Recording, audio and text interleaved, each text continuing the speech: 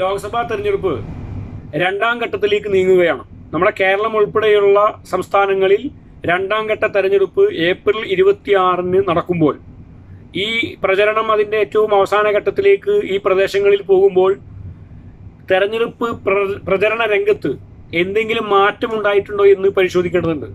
2-3 കാര്യങ്ങൾ വളരെ പ്രധാനമായി സംഭവിച്ചുകൊണ്ടിരിക്കുകയാണ്.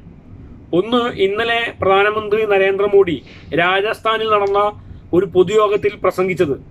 കാരണം 2006 അന്നത്തെ ഇന്ത്യയുടെ പ്രധാനമന്ത്രിയായിരുന്ന ഡോക്ടർ മൻമോഹൻ സിംഗ് അദ്ദേഹത്തിൻ്റെ പ്രസംഗത്തിൽ രാജ്യത്ത് നടപ്പിലാക്കേണ്ട വികസന പ്രവർത്തനങ്ങളെക്കുറിച്ച്, രാജ്യത്തിൻ്റെ ഗവൺമെൻറ്റിൻ്റെ വിഷനെക്കുറിച്ച്, ബാക്ക്വേർഡ് അതുപോലെ തന്നെ ആദിവാസികളെ, മൈനോറിറ്റിയെ, മുസ്ലിം വിഭാഗത്തൊക്കെ മുന്നോട്ട് കൊണ്ടുവരേണ്ട, അവർക്ക് ചെയ്യേണ്ട കാര്യങ്ങളെക്കുറിച്ചൊക്കെ തന്നെയും മൻമോഹൻ സിംഗ് നടത്തിയ ഇംഗ്ലീഷിലെ പ്രസംഗം, അതിൽ നിന്ന് മുസ്ലിങ്ങൾക്ക് എന്ന ഭാഗം മാത്രം അടർത്തിയെടുത്തുകൊണ്ട് പച്ച നുണ ഇന്നലെ പ്രധാനമന്ത്രി രാജസ്ഥാനിലെ പൊതുയോഗത്തിൽ പ്രസംഗിച്ചു. എന്നിട്ട് ഏറ്റവും ഒടുവിൽ അദ്ദേഹം പറഞ്ഞത്, കോൺഗ്രസ് അധികാരത്തിൽ വന്നാൽ കൂടുതൽ കുട്ടികളുള്ള ആളുകൾക്ക്, അത് മുസ്ലിങ്ങളെ പേര് ആദ്യം പറഞ്ഞതിന് ശേഷം കൂടുതൽ കുട്ടികൾ ഉണ്ടാക്കുന്ന ആളുകൾക്ക് കോൺഗ്രസ് രാജ്യത്തിന്റെ സമ്പത്ത് കൊടുക്കും, അതാണ് കോൺഗ്രസിന്റെ മാനിഫെസ്റ്റോ എന്ന നിലയിലൊക്കെ തന്നെയാണ് ഇന്നലെ അദ്ദേഹം പ്രസംഗിച്ചത്. ഇത് അപ്രതീക്ഷിതമല്ല. തെരഞ്ഞെടുപ്പ് ഇതിന്റെ അവസാന ഘട്ടങ്ങളിലേക്ക് പോകുമ്പോൾ, പ്രത്യേകിച്ച് സൗത്ത് ഇന്ത്യയിലൊക്കെ തെരഞ്ഞെടുപ്പ് കഴിഞ്ഞോട് കൂടിയിട്ട് വലിയ രീതിയിലുള്ള വർഗീയ പ്രചരണങ്ങളിലേക്ക് പോകാൻ സാധ്യതയുണ്ട് എന്ന് മുമ്പ് തന്നെ വിലയിരുത്തിയതാണ്. മാത്രമല്ല, ആദ്യഘട്ട തെരഞ്ഞെടുപ്പിൽ അല്പം പിറകോട്ട് പോയി. ആദ്യഘട്ട തെരഞ്ഞെടുപ്പിൽ പ്രതീക്ഷിച്ച പോളിംഗ് ശതമാനം വരാതെ വന്നപ്പോൾ ഏകദേശം 6, 7, 8% കുറവ് ഓരോ സംസ്ഥാനങ്ങളിലും പരിശോധിക്കുമ്പോൾ ഉണ്ട്. അപ്പൊ BJPക്ക് അനുകൂലമായ ഒരു തരംഗം ആദ്യത്തെ ഘട്ടത്തിൽ ഉണ്ടായിട്ടില്ല എന്ന കൂടി വിലയിരുത്തലിന്റെ അടിസ്ഥാനത്തിൽ ഒന്നുകൂടി വർഗീയത മാക്സിമം അതിന്റെ അങ്ങേയറ്റം പുതിയ തലത്തിലേക്ക് കൊണ്ടുപോവുകയാണ് നരേന്ദ്രമോദി ചെയ്യുന്നത്. അതോടൊപ്പം തന്നെ മറ്റൊന്ന്, രാഹുൽ ഗാന്ധിക്കെതിരെ കേരളത്തിൽ പിണറായി വിജയൻ നടത്തിയിട്ടുള്ള പ്രസംഗമാണ്. ആ പ്രസംഗത്തിൽ അദ്ദേഹം അതൊരിക്കലും അദ്ദേഹത്തെ പോലെയുള്ള ഒരു സീനിയർ നേതാവിൽ നിന്ന് വരാൻ പാടില്ല. ഇവിടെ രാഹുൽ ഗാന്ധി അതിനു മുമ്പ് നടത്തിയ പ്രസംഗത്തിൽ പറഞ്ഞത്, ഈ സംസ്ഥാനത്ത് രാജ്യത്ത് പല മുഖ്യമന്ത്രിമാരെയും അറസ്റ്റ് ചെയ്ത് ജയിലടക്കാൻ നരേന്ദ്രമോദിയുടെ ഗവൺമെന്റ് തയ്യാറാവുന്നുണ്ട്. എന്നാൽ നിരവധിയായിട്ടുള്ള ആരോപണങ്ങൾ വന്നിട്ടും പിണറായി വിജയനെതിരെ ഏതെങ്കിലും രീതിയിലുള്ള ആക്ഷൻ എടുക്കാൻ നരേന്ദ്രമോദിയുടെ കേന്ദ്ര ഗവൺമെന്റ് തയ്യാറാവുന്നില്ല. അപ്പൊ അതിനർത്ഥം സംസ്ഥാന ഗവൺമെന്റും കേന്ദ്ര ഗവൺമെന്റും തമ്മിൽ ചില ധാരണകളിൽ എത്തിയിട്ടുണ്ട്. അങ്ങനെ ധാരണകൾ ഉണ്ടാകുമ്പോൾ സ്വാഭാവികമായിട്ടും നരേന്ദ്രമോദി പിണറായി വിജയനെ അറസ്റ്റ് ചെയ്യാനോ അല്ലെങ്കിൽ അവരുടെ സംവിധാനങ്ങൾ ഉപയോഗപ്പെടുത്തി ഏതെങ്കിലും ഇത് ബുദ്ധിമുട്ടിക്കില്ല. അപ്പോൾ ഇവർ പരസ്പരം ഒരു അണ്ടർസ്റ്റാൻഡിങ്ങിൽ എത്തിയിട്ടുണ്ട് എന്നാണ് അന്നത്തെ പ്രസംഗത്തിൽ രാഹുൽ ഗാന്ധി പറഞ്ഞത്. അതൊരു തികച്ചും രാഷ്ട്രീയ പ്രസംഗമാണ്. അതിന് കൃത്യമായ രാഷ്ട്രീയ മറുപടി നൽകാൻ പിണറായി വിജയന് കഴിയുമായിരുമെന്നിരിക്കെ അദ്ദേഹം ചെയ്തെന്താണ്? രാഹുൽ ഗാന്ധിക്ക് പണ്ടൊരു പേരുണ്ട്, ആ പേര് ഞാൻ ഇപ്പൊ പറയുന്നില്ല എന്നൊക്കെ പറഞ്ഞ് അദ്ദേഹത്തിന്, ഇത് ആരോടാണ് ഈ പറയുന്നത്? മുഖ്യമന്ത്രിയാണ് കേരളത്തിന്റെ. രാഹുൽ ഗാന്ധി ഒരു രാഷ്ട്രീയമായ ആരോപണം, അതും തെരഞ്ഞെടുപ്പ് രംഗത്ത് ശക്തമായ മത്സരം നടക്കുമ്പോൾ, ഇന്ത്യ മുന്നണിയുടെ ഭാഗമാണോ CPM ചോദിച്ചാൽ ഇപ്പോഴും കോർഡിനേഷൻ കമ്മിറ്റിയിൽ CPM ഇല്ല. ഇവിടെ മത്സരിക്കുന്നതും ശക്തമായ മത്സരം നടക്കുന്നതും UDF LDF തമ്മിലാണ്.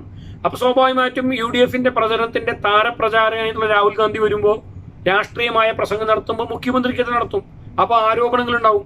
ആ ആരോപണങ്ങളിൽ ചിലപ്പോൾ കേന്ദ്രവും സംസ്ഥാനവും ഒത്തുകളിക്കുന്നു. അതുകൊണ്ടാണ് ഇങ്ങനെയുള്ള കാര്യങ്ങൾ സംഭവിക്കുന്നത്. ഇത്രയും വലിയ ആരോപണങ്ങൾ ഉണ്ടായിട്ടും അറസ്റ്റ് ചെയ്യുകയോ അല്ലെങ്കിൽ ആ രീതിയിലുള്ള ഒന്നും സംഭവിക്കുന്നില്ല. എന്നാൽ ഡൽഹിയിലും അതുപോലെ തന്നെ ജാർഖണ്ഡിലും 2 മുഖ്യമന്ത്രിമാരകത്താണ്. അപ്പൊ ആ ഉദാഹരണം കാണിച്ചുകൊണ്ടാണ് രാഹുൽ ഗാന്ധി പ്രസംഗിച്ചത്. അതൊരു രാഷ്ട്രീയ പ്രസംഗമാണ്. അതിന് രാഷ്ട്രീയമായി വ്യക്തമായ മറുപടി രാഹുൽ ഗാന്ധിക്ക് കൊടുക്കാമെന്നിരിക്കെ എന്തിനാണ് അദ്ദേഹം രാഹുൽ ഗാന്ധിയെ വ്യക്തിഗത നടത്തി മറ്റൊരു തലത്തിലേക്ക് പോയി? ഈ 2 കാര്യങ്ങളാണ് പ്രധാനമായിട്ടും ഞാൻ ഇന്ന് ഈ ചർച്ചയിൽ ഈ വീഡിയോയിൽ പറയാൻ ഉദ്ദേശിക്കുന്നത്. ഈ 2 കാര്യവും പരാജയ ഭീതിയിൽ നിന്നാണ് എന്നാണ് മനസ്സിലാക്കാൻ കഴിയുന്നത്. കേരളത്തിൽ പ്രതീക്ഷിച്ച ഒരു LDF തുടക്കത്തിൽ, ഈ ഇലക്ഷന്റെ ഇലക്ഷത്തിന്റെ തുടക്കത്തിൽ LDFന് അനുകൂലമായി ഒരു 6, 7 സീറ്റൊക്കെ വിജയിക്കും എന്നൊരു സാഹചര്യം ഉണ്ടായിരുന്നു. അല്ലെങ്കിൽ ആ രീതിയിൽ ഒരു വലിയ പ്രതീക്ഷ CPMനുണ്ടായിരുന്നു, ഇടതുപക്ഷത്തിനുണ്ടായിരുന്നു. എന്നാൽ അവസാന ഘട്ടത്തിലേക്ക് കടന്നപ്പോൾ ഒരു പ്രതീക്ഷയില്ല. ദേശീയ മാധ്യമങ്ങൾ നേരത്തെ സൂചിപ്പിച്ച പോലെ 20 സീറ്റൊക്കെ UDFനാണ് പറയുന്നത്. വലിയ ഒരു തരംഗം UDFന് അനുകൂലമായിട്ടെന്ന് പറയുന്നു. ഇനി കുറച്ച് പറയുന്നത് തന്നെ 18 സീറ്റ് UDFനും 2 സീറ്റാണ് LDFന് പറയുന്നത്.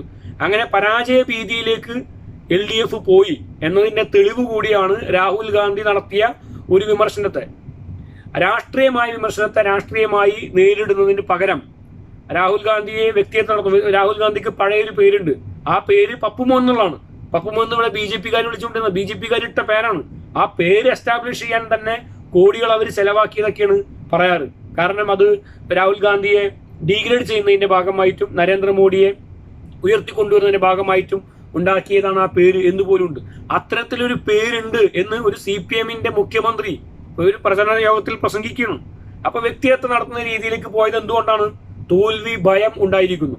തോൽവി ഭയം ഉണ്ടായത് കൊണ്ട് കേരളത്തിലെ മുഖ്യമന്ത്രി ഇങ്ങനെ വ്യക്തിഹത്യ നടത്തി മറ്റൊരു തലത്തിലേക്ക് പോകുന്നു. അതേപോലെ തന്നെ തോൽവി ഭയം മൂലം അവിടെ രാജസ്ഥാനിലെ പൊതുയോഗത്തിൽ പ്രധാനമന്ത്രി മുസ്ലിങ്ങളെക്കെതിരെ വീണ്ടും വിദ്വേഷ പരാമർശം. വിദ്വേഷം എന്ന് പറഞ്ഞാൽ ഇതൊക്കെ അങ്ങേയറ്റമാണ്. ഒരു പ്രധാനമന്ത്രി എന്നല്ല, മനുഷ്യത്വമുള്ള ഒരു മനുഷ്യനും ഈ രീതിയിൽ സംസാരിക്കാൻ കഴിയില്ല. കോമൺ സെൻസ് ഉള്ള, ബുദ്ധിയുള്ള, മനുഷ്യത്വ ബോധമുള്ള ഒരു ആളും ഇങ്ങനെ സംസാരിക്കില്ല. അങ്ങനെ ഈ രീതിയിൽ സംസാരിച്ച് വർഗീയത ഉണ്ടാക്കി, വ്യക്തിഗത ഉണ്ടാക്കി, തോൽവി ഭയം പൂണ്ട് എങ്ങനെയെങ്കിലും വിജയിച്ച് കയറാൻ കഴിയുമോ എന്ന് പരിശോധിക്കുകയാണ് ഇരു വിഭാഗങ്ങളും. തെരഞ്ഞെടുപ്പിന്റെ അവസാന ഘട്ടത്തിലേക്ക് എത്തുമ്പോൾ വിദ്വേഷ പ്രചരണങ്ങളും പരിഹാസങ്ങളും വ്യക്തിഹത്യകളുമായി നമ്മുടെ ജനാധിപത്യ മൂല്യങ്ങൾക്കും തെരഞ്ഞെടുപ്പിന്റെ മൂല്യങ്ങൾക്കും എതിരായ കാര്യങ്ങൾ സംഭവിക്കുന്നു എന്നുള്ളത് ഖേദകരമാണ്.